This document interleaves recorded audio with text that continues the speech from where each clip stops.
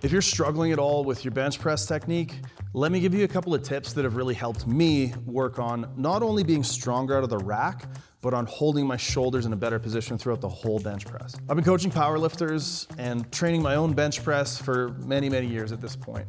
And up until recently, the biggest and most important cue I think somebody could have would be to pull their shoulder blades together as hard and as far as possible and pull the shoulder blades down as hard and as far as possible in the bench setup. Now, I still think this can be a pretty useful cue for a lot of people, especially more beginner lifters, but I think there's actually a possibility that this cue, like any or many others, can be overdone to the point of being detrimental. So here's my advice.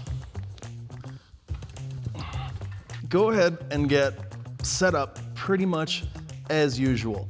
A lot of retraction, a lot of depression. What I like to do is get the retraction first and then use my leg drive, scoop myself up the bench bit by bit until I have a whole bunch of depression.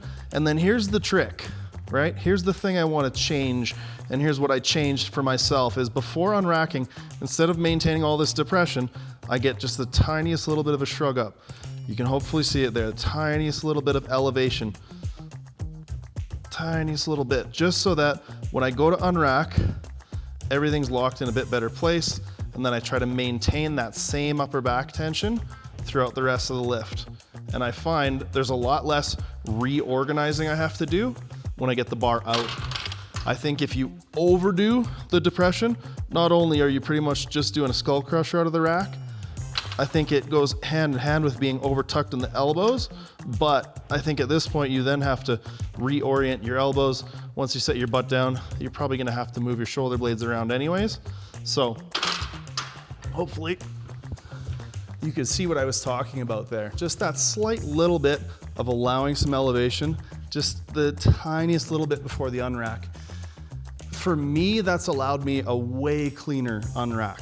I've been able to self-unrack where previously getting a handoff was such a huge change and such an improvement that there was almost no point for me to do a heavy single without a handoff.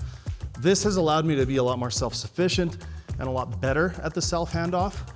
And it's also ensured that I'm not losing position off the chest as I initiate the press.